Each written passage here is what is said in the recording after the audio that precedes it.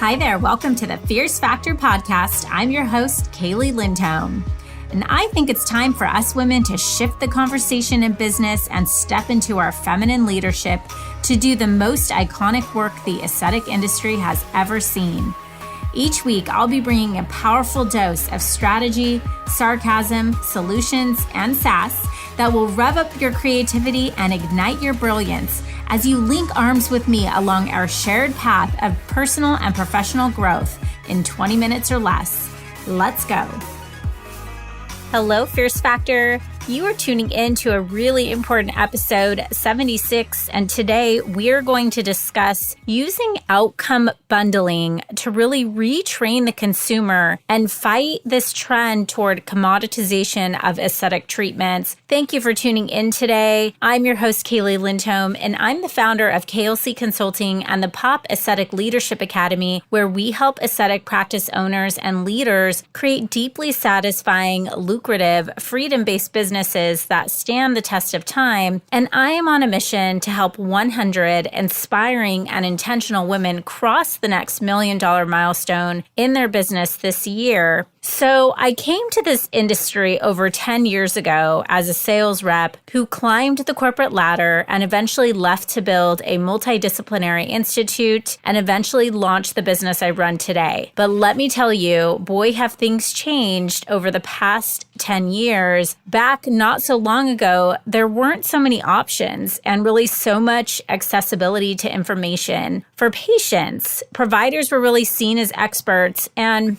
honestly, patients didn't have quite so much say in how their providers would choose to really expertly address their concerns. But let me tell you a little story about when I was on the phone with a client last month. She's a board-certified plastic surgeon who's in high demand for her skills. She proceeded to tell me a story about a patient who had really been waiting several weeks to see her for a consultation. She came in, had a great consultation, wanted to move forward with this breast augmentation procedure. So she sat down with the patient care coordinator who presented her a quote somewhere in the range of, we'll call it 10,000 plus, right? And the patient asked, hey, is it okay if I just pay for one boob at a time? Because I'm really on a budget. You guys, I can't make this stuff up, okay? Our client was in shock. Not because the patient had asked for, one boob, but because she sought her out for a luxury procedure and then wanted to negotiate with her. I mean, clearly you wouldn't walk into Hermes and ask, hey, can I get this Birkin bag but pay for the handle on another day? Patients are self-educating and asking specifically for branded procedures. So what does that mean about our industry? If I was to ask you if you believe aesthetics is a luxury industry, how would you answer? Do you think aesthetics is a luxury, or do you believe aesthetics is becoming commoditized? And I recently asked this question of a cohort of aesthetic providers at a conference I was speaking at, and really the answer was baffling. The room was split, I would say 50-50. But one professional raised her hand who had been a former business development manager for Allergan. And she shared with the room that she had spent an overwhelming amount of her time with Allergan sitting with customers and educating them around how to convince their patients that Botox was not just Botox, and its results were truly dependent on the provider. So I also shared with the room that I had done a quick Groupon search before I jumped on stage that day for Botox, and I found about 59 deals in Orange County on Botox. I honestly gave up scrolling at that point, but I counted up to 59. All of these practices leading with price, not with technique. So what that tells me is that patients truly are in the driver's seat. They will seek out the best provider, calling around for deals on Botox, and then come to you and tell you how much they need, right? Like, how much is your Botox? And then I'm going to tell you how much of it I need, where I want you to put it. What the hell? We've all seen that patient. I'll take 40 units. Actually, I only want 36 units, and I want a little here. And by the way, could you move that and do this and do it that way and by this method, right? Almost as if they think they're their provider. And so the goal for this podcast today is to really discuss with you how to retrain the aesthetic consumer mindset by using outcome bundling. And by doing this, we're going to talk about how to capture a higher spend per patient, really identify your most valuable buyer to focus on strategic offers, and design and price your own proprietary bundles. So routinely, my team will get on the phone with a business owner and we'll talk to her about her experience that she provides to her patients, right? Like the secret sauce. It's always something special. It's like the patient will come in, maybe they're getting aromatherapy, they're getting fanned with palm leaves. Maybe there's hot men feeding them grapes. I don't know. It's like a full-blown experience. As they're describing how amazing their practices are, maybe there's the lavender towel. There's something special. But ultimately, patients are being pampered like kings and queens. And so we'll ask the owner, this is amazing. How are you showcasing this incredible experience? Show us how you're marketing the secret sauce to your patients. So they'll say, okay, yeah, sounds good. Let's maybe pull up our Instagram, right? So they'll pull up their Instagram and whip up a picture of, you guessed it, a cool sculpting machine, right? Or, insert any kind of device that is not, a hot man inserting grape in patient mouth, okay? I kid you not. You guys, why do we do this? Why are we constantly marketing the things instead of the experience or the outcome? And my belief is that it's really mainly out of fear. We're too focused on transactions versus the longer term relationship with the patient. And so we lack the confidence in our ability to differentiate what we have to offer, right? My Botox versus your Botox. Maybe the patient tells us they're on a budget, and so we get scared and we want to make sure we capture that spend. Or maybe the patient might say, I'm not fully ready for a treatment. And so we just give them a little bit. Or maybe he would say, I just want what my friend had, and I don't want to talk about the other things today. Okay, you guys, but this is our fault. We need to stop this, and the only way to do this is to become the obvious choice for our clients by focusing on building trust with them. And that means that we're looking to address the actual concern that they have, really connecting with that patient, and then showcasing a greater level of service than they came in for. We need to show them that they're worthy of that service, that they're absolutely worthy of getting the very best optimal outcome possible. So you're maybe listening to this and you're like, Kaylee, this all sounds great. But the reality is we have patients that come in and they're like, hey, I'm on a budget. And I get that. But let me remind you that the buying power of a patient and our consumers' potential to spend is directly related to the value or the perception of the offer.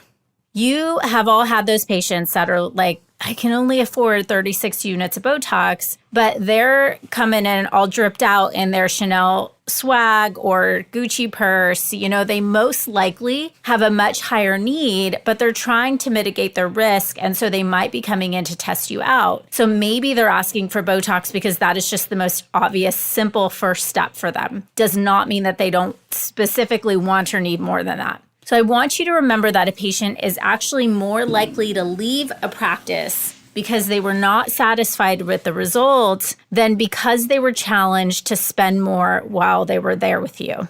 So what do you do about that? Essentially, the plan is to increase our lifetime customer value. If you don't have the conversation with them about getting them on that higher level of service, those higher level offers, your patients may end up leaving because of the outcome, not because of the price. So let's be thinking about relationships versus transactions. And this is really the first step here. Starting to think about that long-term relationship with the patient versus just the treatments that they're coming in to get. So we can do this by combining proprietary treatments and creating a unique branding strategy that provides business benefits for your practice as well. So you'll have a product or a portfolio of products that are really showcasing you and not a device, and essentially differentiating you versus your competitors so that your patients will come in and see and perceive this offer and the value of this offer as something that is completely unique to what another doctor next door has. So what this is essentially going to do is protect you from price competition. So a patient can't call and ask, oh, how much is that? And compare apples to apples. It'll really be apples to oranges in terms of how they could differentiate this procedure. So we're really thinking about value and results. So honestly, bundled procedures address all of these objections that patients are already coming into you with on a daily basis. So I'm on a budget, right? Okay, Susie, you're on a budget, so here's how to get the best value. A bundled procedure. An objection, I'm not ready. The proprietary method of this bundled procedure lends instant credibility. So if they're not ready, you can talk to them about how this is a method that's proven. It's a system or a package that provides the best optimal outcomes. You could showcase before and after photos of patients who have had these treatments and experienced great results. Or maybe the objection is, well, I just want what my friend has. This is your opportunity to sit down and educate the patient on what's right for them and customize a treatment plan and increase that lifetime customer value. So how do we know what bundles to create, right? So start by looking at the trends. It's important to look at the trends to understand what's driving demand, but also definitely trust your gut, trust your instincts, look at the data and what's going on in your practice. And then also, who is your most valuable buyer? Who spends the most in your practice and what do they invest in? Listen, we know that when we look at the Aesthetic Society data, neuromodulators is a leading treatment by volume. But we also know that the average price per treatment is going down 20% year over year. Don't believe me? Go to Groupon and type in Botox. This is a very slippery slope because your costs are going up. Anybody pay less this year for Botox than they did last year? So this 40 units over here business model is going to eventually put practices out of business. On top of that, patients respond to marketing of branded procedures, but the majority are looking for a complete improvement. And what we do know is that no single procedure can really address all of the areas of facial aging. I mean, nobody actually wants Botox. Who actually wants to get poked in the face with a needle and have toxin placed in their head? Nobody. They just want to look freaking awesome, right? So if you look at the value of what your business can make from this transaction or a solo procedure, we're looking at a patient could come in and get Botox and maybe spend $450. They could get some filler, maybe spend $1,400, get an IPL series, maybe get another $1,000, skincare, peel, add on another $300, right? So we're looking at these little bite-sized pieces of revenue by selling single procedures or transactions versus putting together this proprietary bundled procedure that is going to include all of these treatments, are going to create a synergistic optimal outcome for the patient and increase our revenue into the $3,000 range. So let's talk about how to create your own bundles. Number one, we're going to start with outcomes in mind rather than thinking about specifically what is going into the bundle, right? This is why I call this outcome bundling. So I would start first by thinking about what is the outcome that that patient is looking to achieve. Then we're going to plug in the best treatment options to provide those optimal outcomes. And so when I'm thinking about that, then we will calculate the total retail price. Then we'll select a bundle value add or a package savings. So then we'll decide how much discount we want to give or how much value we'd like to provide that patient for buying the bundle or all of these specific solo procedures in one package. Then we're going to add in some perks, and then we'll talk about it and give it a perfect proprietary name and market it. So when we're thinking about outcome bundling, let's think about identifying 4 to 5 outcomes. So this is, again, where we'll go back and look at your data, look at your most valuable buyer. What are they investing in your practice? Use your gut. Think about what patients are coming to you for. Hopefully you have this documented somewhere. If you're not, you may have the instinct to know that. What would sell now? Maybe it's a seasonal thing. You're going to think about these outcomes in terms of what patients are actually coming to you for. So, for example, maybe it's pigment and brightening, or maybe it's lifting or tightening, or maybe you have a lot of patients where eyes are just your jam, right? And then once we have the outcomes, we're going to plug in the very best options for optimizing that outcome. So for example, if the outcome is pigment and brightening, we're going to think about the treatment plan. What do I offer in my practice? What services and products are going to do the best job of providing value and give the best outcome for that patient? Right? So I'm thinking of the outcome, then I'm going back to the variety of options, the tools I have in my tool belt to address that for the patient. Then we're going to calculate the total retail price for each procedure combined. So that's where we're going to take each of these. So maybe it's 4 IPL plus the skincare system plus a brightening facial. If the patient wants to come in for those independently, what would they pay? Now, when we put in a bundle, we can give it a nice value add discount. So here's your discount, right? It's like, Susie, here's your discount.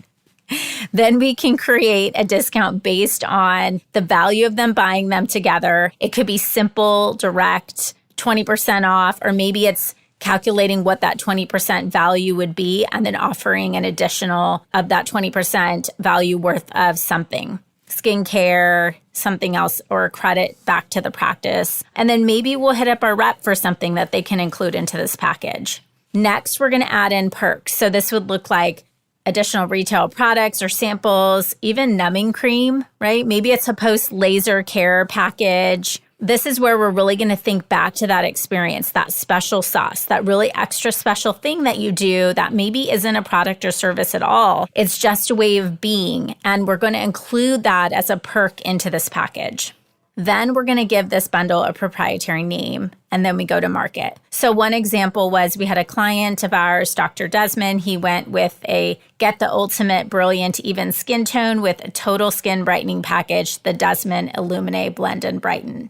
Right? Then we're going to complete this process with each outcome we've written down. So remember, we started with 4 to 5 outcomes, and then just continue to repeat and so on. And so I put together a 4-page procedure bundling guide for you that is going to walk you through these steps and give you templates for creating your own bundles. You can go download that for free on my website at klcconsultants.com/bundle. You may download and print that and then come back and re-listen to this episode. It may make a little more sense in context as you're looking through the notes and following along with me. I also put in there an Excel file so you can go in and really shape up and build your own proprietary bundles. Listen, leader, let's work together to help retrain the aesthetic consumer by shifting our message to solving problems for patients versus pitching the next shiny object that will put money in the hands of companies and not showcase the unique experience and technique and specialties that we can provide patients. I hope this episode was helpful. And P.S., if you're a loyal listener, please do me a favor and share this episode with your followers on Instagram.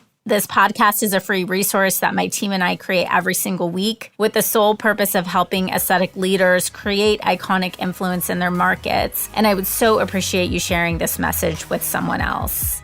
Have a wonderful week, and I'll see you next time. Thank you for joining me for this episode of The Fierce Factor. If you enjoyed the show, please make sure you subscribe so you can automatically get new shows every week. I'd also love it if you left us a review. And come join the conversation online. If you're an aesthetic industry owner, operator, or leader, please join my free Facebook group, The Tribe of Fierce Aesthetic Leaders, a community of ambitious, purpose-driven professionals who collaborate and share best practices for growth in business and life. I'm honored you tuned in.